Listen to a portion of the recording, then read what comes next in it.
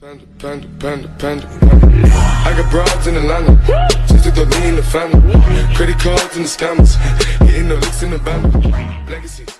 Hi guys, today we are going to show you the Samsung Galaxy S7 versus iPhone 6's which phone is best for you. Apple and Samsung users see the world differently. When a typical Galaxy S buyer lands on a customization page, they instinctively tick all the check boxes. And since phones aren't, yet, customizable, the Samsung Galaxy S7 just includes every feature plus several not yet seen on a mobile device. Apple iPhone 6's buyers believe that the whole is greater than the sum of its parts, and don't fret over this or that particular feature, as long as the iPhone experience remains as great as it ever was, even when you look back at earlier models through rose-tinted glasses.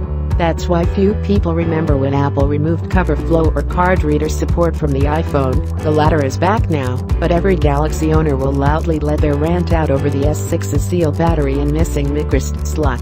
Samsung has done an excellent job of staying at the cutting edge of emerging technology trends. And VR seems to be the latest fad, says MWC, GDC. All the tech industry events were chock full of VR demos and hardware.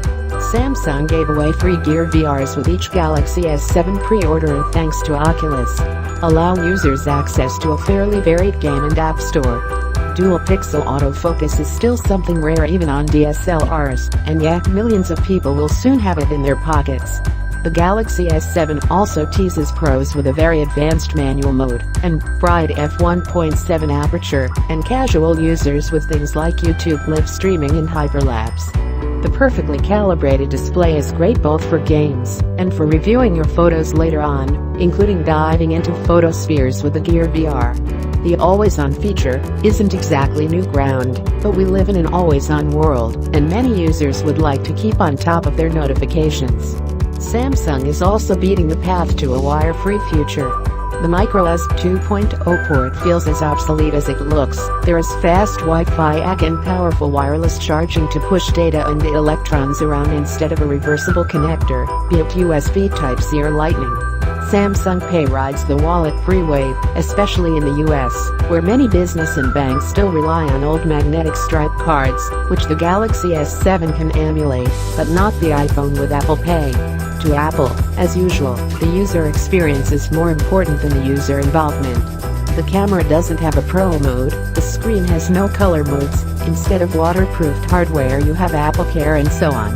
The big additions this generation, 4K video and Force Touch, are hardly novelties, but despite what Apple says at its presentations, the company is more concerned with perfect execution than with breaking new ground. Samsung's S Pen had preview functionality similar to Force Touch well before the iPhone 6's came out, but removing the need to use a stylus makes Apple's solution more accessible.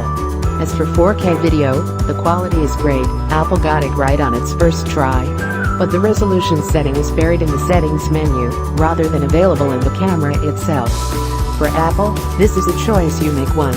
Do you have a 4K screen or not? Storage is a similar choice.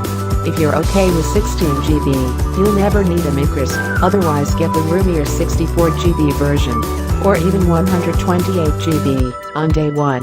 That's it. Thank you for watching.